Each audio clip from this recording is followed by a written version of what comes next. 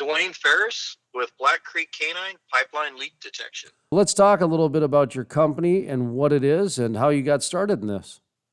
All right, sir. Yeah, like I said, my name is Dwayne Farris. I'm a former United States Marine who set out on my own venture to create Black Creek Canine Pipeline Leak Detection. We're located here in North Texas, in Decatur, Texas. And basically doing so, it enables my company to be strategically located to respond basically to the Permian, the Eagle Ford, and the Barnett Shale. And it allowed me to be able to have subcontractors throughout the United States to respond to leaks that are occurring within our pipelines. I've also have overseas representation also looking to implement our services here in 2021. How is it that the dogs do the leak detection? So what we do for leak detection offer several different avenues or options for operators.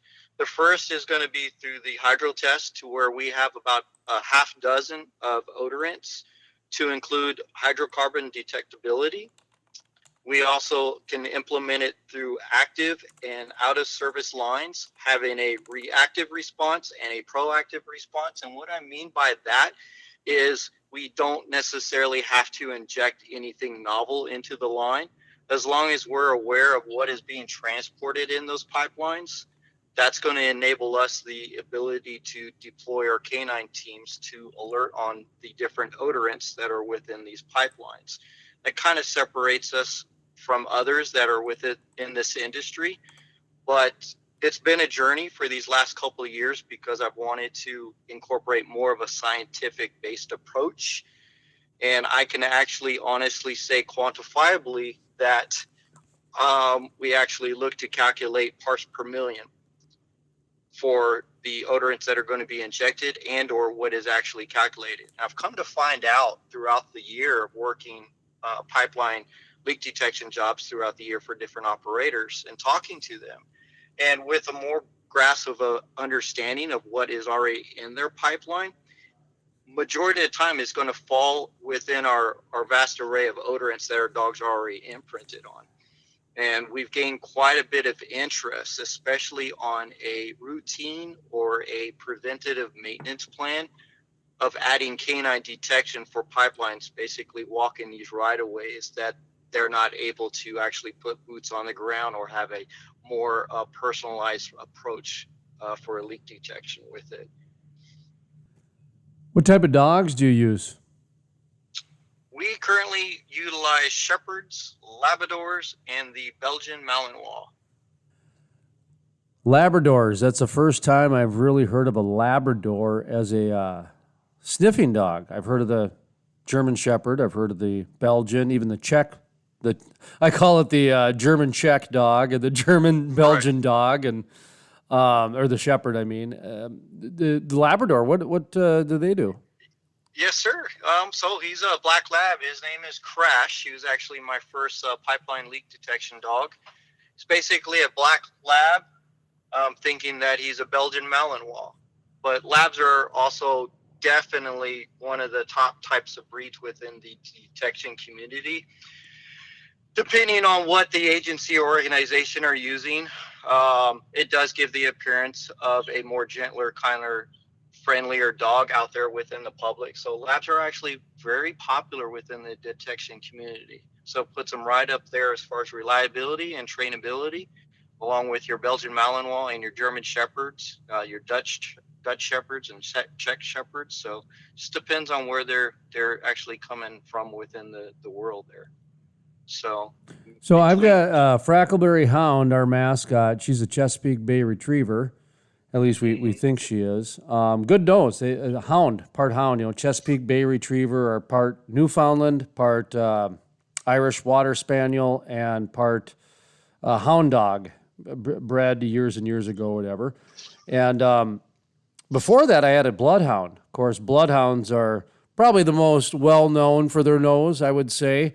I don't know if it's scientifically proven that they've got the best nose or not, but as a kid, you've always read that that's the one. How come they don't get used with pipelines? I know they do with humans and capturing that sort of thing, but are they used much in pipelines? No, they're not. And to be honest with you, I think it just looks more a subjective thoughts about that type of breed because every dog has a nose and they're using it 24/7 of their lives. I think it's more or less looking as far as the environment that they're going to be working into. Genetics plays a big role into it, and historical working lines plays a huge role with it. I think a lot of it ties into their endurance, their capabilities to be able to walk right of ways for miles on in various temperatures. So they tend to be more conducive and more aligned for the type of work that we're doing. But within the canine community, there are tons of dogs that have jobs used for everything and anything underneath the sun. Like there's conservation dogs, there's water leak detection dogs, there's actually sewage leak detection dogs worldwide. There's actually dogs that are taught to find and locate buried cables that have actually become severed and not completed the connectivity. And I've learned about these through a nonprofit. It's called the International Canine Spill and Leak Detection Association, for which Mr. Paul Bunker, he's the president of this association. So putting this out worldwide, we're actually getting to see a vast array of different types of jobs that are able to detect this type of stuff within the environment that they're working in. So it's been very educational and eye-opening. I remember about 10, 12 years ago, I was doing a nighttime show. It was one of those shows where you'd have somebody on for a half hour, an hour, quite a bit. And we had a a drug sniffing dog trainer on from New York. And it was during I want to say it was the shoe bombing, when there was a lot of shoes they thought maybe had some bombs in them back in the 2000s. And so anyway, that was one of our news stories. We just kind of did that. And what surprised me was there's families out there that have been training dogs to like sniff money to go find old inheritance that grandpa and grandpa dug in the backyard and things like that. So I thought, and he goes, Jason, we could train a dog to smell anything. He goes, it's just a matter of what it is we got to train them for and everything else. But he goes, if you want them to find it, they'll find it, like so. Right. Yeah, they're a versatile tool out there on it, and that's where the science is really coming into it, and knowing exactly what you want to train your dog on to detect. If you've heard the nose work sport, to basically even pugs and bulldogs and just your normal average dog that's home with their family, they're actually taking interest in looking for essential type of oils out there and turning it into a huge sport. So you could take a dog that doesn't really have a job out there and incorporate them into the sport, and at the same time the owners of these dogs are also gaining knowledge on how to train a dog to detect something that they're looking for, and at the same time creates a little friendly competition out there. And I like to see that more dogs with jobs out there. So solves a lot of behavioral issues too at the same time. What's your biggest obstacle when it comes to the operators? When it comes to this, is that you guys aren't automated, or is it, are you too old school? I guess because to me, Well, I look at this and I think to me, it solves a lot of problems. I mean, just not only do you get the pipeline detection, but you also get the PR side of things too, because there's a lot of good PR involved with this, whether you know it or not. And then the other question I have, I'm sorry to throw three at once at you, but I also have read studies that these dogs are more accurate than a lot of the sensors out there right now. So there's three reasons right there for you. So you might have more than that, but I just gave you three on your side. So. Yeah, for sure. Well, the first one, in my opinion, what I say is just knowledge. It's just there's not enough of us out there doing it to where it can actually be rolling off the tongue like it does traditionally with explosive detection dogs, narcotics detection dogs, bed bugs, medical alerts, search and rescue, right? So those are predominantly the core areas that folks get into it, being military, law enforcement, or civilian, right? Because those are the ones that predominantly been out there in the world doing and performing these jobs tied to the safety and security of countries and people and day-to-day lives on it, right? So I think that's the biggest obstacle we have with being able to get out there and perform this service for them more often on it, because once they see it, the proof's in the pudding. Just a range of cost savings, right? And I mean, I'm a Marine, I'm a former Marine, so you have to do, check my math for Marines and everything. But some of the operators I've talked to in the past, when they've employed my services, both as a reactionary, saying, hey, they've got a leak, they've been chasing it for X amount of days, can't find it, I show up, find it. The quickest that my dogs have found a leak are within about 2 minutes of deploying from the truck, all the way to 3 hours. Well, that 3 hours is because we were walking 10 miles of pipe. So it just happened to be there. So with the education part and kind of a mission statement out there is to continue to educate those and practitioners about this capability for detection canines for both spills and leaks. And with that, we bring a lot of scientific research through that platform. So that is the number one obstacle of trying to get the dogs out there to do this leak detection. Well, there's Frackleberry Hound barking right there. Well, there you go. I'm surprised my dogs are not barking either once they start to hear another one bark. So, yeah, I know. They're being pretty good and quiet.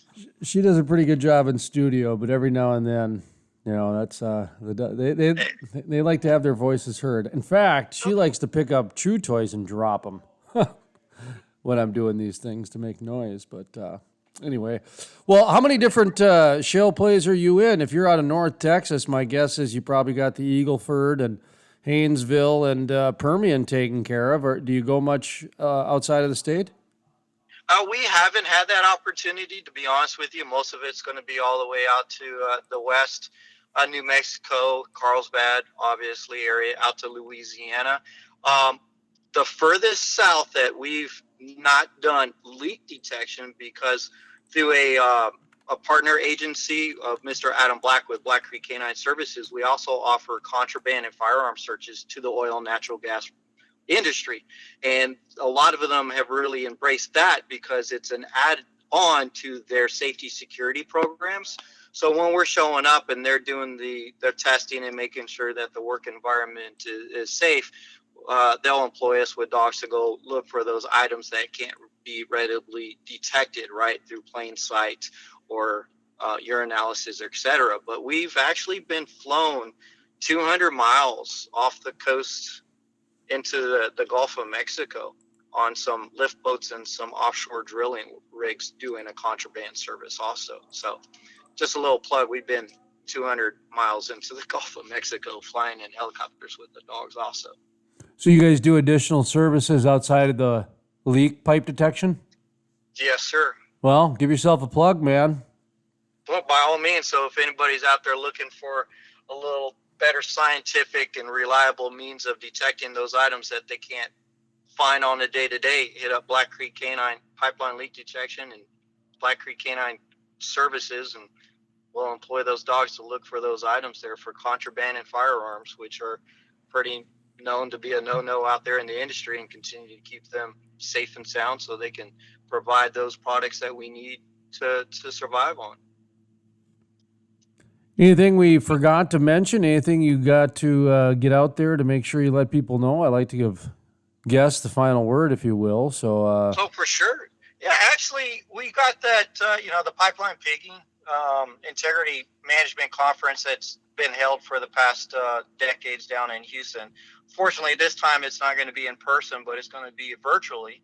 So I would encourage everybody to participate, log in, and look at it. So we'll do some more advertising through their platform, also for the leak detection there. And if there's any questions or comments or concerns, that I can be able to help these operators find those leaks expediently and save that average cost of anywhere from 50 to 80% on their average spent money out there, give us a holler. We'd be more than willing and able to accommodate and do that service for them. What was this conference? It's the PPIM, the Pipeline Pigging Integrity Management Conference. And it's going to be virtual this year? They're not going to do it in person? Correct. Okay. Yep. Yeah, I'm curious to see how those are going to go.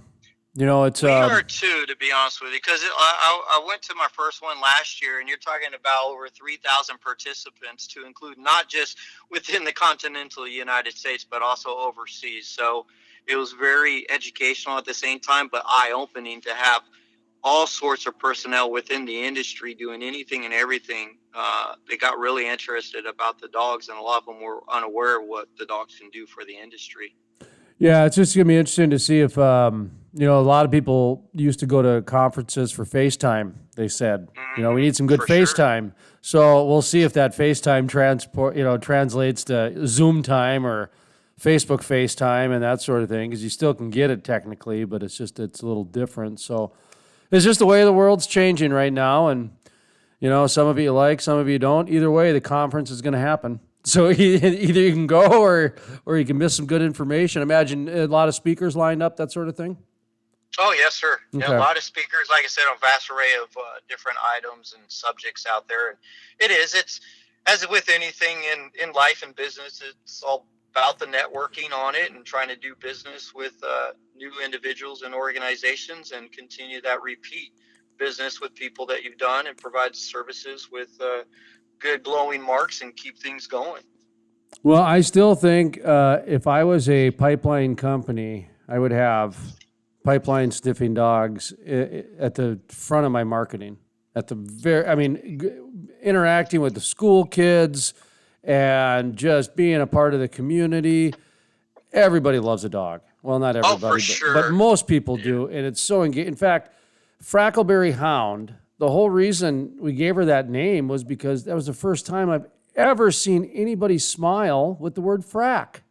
It's the name is just, it's not a good name. And well, I mean, it's a very appropriate name. It is. Right. It's a very appropriate name. But we live in a day and age where the sizzle sells more than the steak. So unfortunately, well, I mean, look at frack. You fracture a dam, you fracture a relationship, you fracture a bone. There's not a lot of positive connotations that come out of it. So that's why we were like, oh, Frackleberry Hound. People laugh. We'll do that. I mean, hey, sometimes just having a smile is better than the stupidity behind what we came up with. So anyways, but No, for sure. And I think the dogs, no matter what type of work or deployment they get out there, you can't help but have people come up and ask questions about your dog, what they do. They want to, it's like having kids, and showing pictures when we used to pull pictures out of our wallet and show pictures of the kids, right? Everybody wants to share, which I think is it's a great way to build a rapport or relationship within those first 2 minutes. And within the canine community, because we also do, we do a lot of school searches where we are within the North Texas area. So we sometimes have to meet new people, and you have that 2 or 3 minutes to build that relationship. And normally having just that dog there and that vibe that they put off on it and that good energy and get ready to, hey, go do some good, tends to smooth anything over or just squash any kind of doubt that they may have. And when we show up out there to the oil field, to believe it or not, when we'll show up, we're meeting a lot of these folks for the first time. And if they've never heard of it, or they're a little unsure of the efficiency about their detection, it's amazing. And believe me, I use that to my advantage on it to get to know the men and women out there, so we can also have their support while we're doing what we need to do for them. one more time, how people can get in touch with you and find out some more information or engage with your services. All right, easiest ways, definitely on any web browser platform. Type in Black Creek Canine Pipeline Leak Detection. We are on every social media platform that you can think of. My website is B as in Bravo, C as in Charlie, K as in Kilo, 9, services.com. Dwayne Farris with Black Creek Canine Pipeline Leak Detection. Let's do that one more time with those military code words again. All right. So you can reach me at B as in Bravo, C as in Charlie, K as in Kilo, the number 9, services.com.